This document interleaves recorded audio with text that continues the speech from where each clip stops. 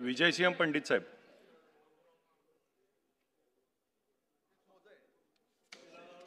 अध्यक्ष महोदय, मी 293च्या प्रस्तावावर बोलण्याची संधी मला आपण दिली त्याबद्दल मी आपले आभार मानतो. मी यामध्ये जी शासनाची सौर कृषी पंप योजना जी काय आहे त्या योजनेच्या बाबतीत मागील काही वर्षापासून राज्य शासनामार्फत मुख्यमंत्री सौर कृषी योजना, कुसुम योजना व मागेल त्याला सोलार अंतर्गत शेतकऱ्यांना सौर कृषी पंप पुरवले जातात. अध्यक्ष महोदय, हा उपक्रम जो काय आहे अतिशय स्तुत्य असा उपक्रम राज्य शासनाच्या माध्यमातून अध्यक्ष महोदय राबविला जातो. त्याबद्दल मी शासनाचं, महायुती सरकारचं अभिनंदन करणार आहे. परंतु ही योजना जितकी शेतकऱ्यांना दिलासा देणारी आहे त्याच्यात काही अडचणी सुद्धा अध्यक्ष महोदय आहेत. त्याची सुद्धा कुठेतरी आपण त्या त्रुटी अडचणी दूर करण्याचं काम आपण केलं पाहिजे. माझ्या गेवराई तालुक्यामध्ये साधारण 20,000 शेतकऱ्यांनी मागेल त्याला सोलार अंतर्गत सोलार पंपासाठी ऑनलाईन अर्ज भरलेले आहेत. अध्यक्ष महोदय, त्यापैकी 9,500 शेतकऱ्यांचे अर्ज मंजूर झालेत. शेतकऱ्यांनी पैसे भरलेले आहेत. अध्यक्ष महोदय, याचे म्हणजे 20,000 पैकी 9,500 हे मंजूर झालेले आहेत. त्याचे 33,000 रुपये प्रत्येकीप्रमाणे त्यांचा वाटा जो काही आहे तो त्यांनी भरलाय.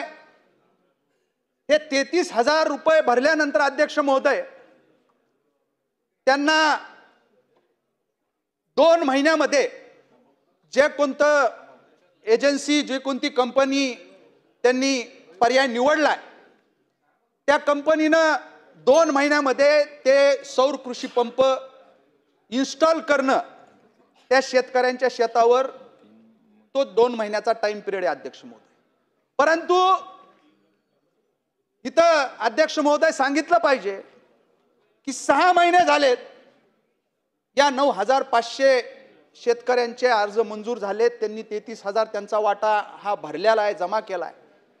परंतु 6 महिन्यानंतरही त्या ठिकाणी त्यांना तो सौर कृषी पंप हा मिळालेला नाही. अध्यक्ष महोदय, तर माझी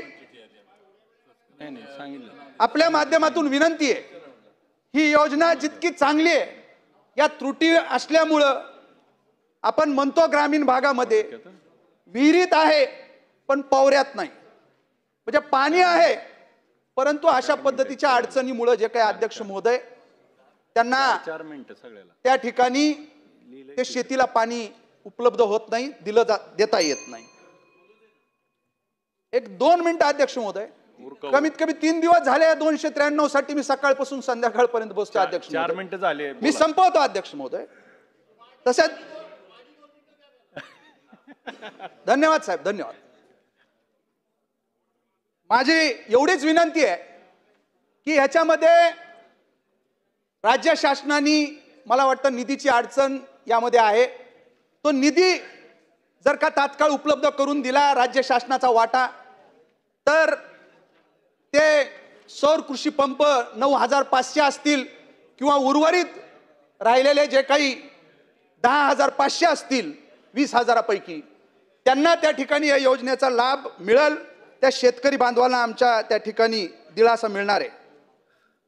तसेच दुसरा महत्त्वाचा विषय मी लक्ष वेधू इच्छितो, ही जी काही योजना आहे या योजनेच्या माध्यमातून त्या ठिकाणी लोकांना अशा अडचणी येत आहेत एकीकडं, आणि दुसऱ्या बाजूला आपण नवीन पारंपरिक वीज कनेक्शन देण्याचं पूर्णपणे बंद केलं. अध्यक्ष महोदय, महावितरणच्या पोर्टलवर सोलारचा पर्याय हा सक्तीचा केलाय. अध्यक्ष महोदय, माझ्या गेवराई तालुक्यामध्ये प्रचंड ऊसाचं त्या ठिकाणी क्षेत्र आहे.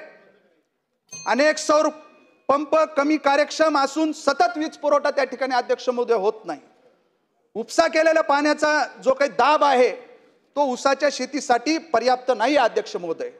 ज्या शेतकऱ्याकडे आधीपासून पारंपरिक वीज जोडणी मंजूर आहे अथवा प्रत्यक्ष जोडलेली आहे त्यांनाही केवळ सोलारचा पर्याय निवडावा असा आग्रह केला जात आहे अध्यक्ष महोदय. काही कोटेशन भरलेल्या शेतकऱ्यांचे पारंपरिक वीज जोडणीसाठी भरलेले पेमेंट पुन्हा परत करण्यात येत आहे अध्यक्ष महोदय. तरी माझी शासनाकडे अशी मागणी आहे, ज्या शेतकऱ्यांनी पारंपरिक वीज जोडणी हवी आहे त्यांना ती मिळवण्यासाठी अर्ज केल्याचे दालन पुन्हा सुरू करण्यात यावे जे बंद केलेले आहे. अगोदरपासून मंजूर करून परंतु बंद असलेल्या पारंपरिक वीज जोडण्या ह्या तात्काळ वीज पुरवठा जोडून तात्काळ वीज पुरवठा सुरू करावा. तरी शेतकऱ्यांच्या मागणीवर सकारात्मक विचार करून शेतकऱ्यांना योग्य वीज पर्याय उपलब्ध करून द्यावा अध्यक्ष महोदय. ही विनंती या प्रस्तावाच्या माध्यमातून मी या ठिकाणी करतो. धन्यवाद. सिद्धार्थ खरात.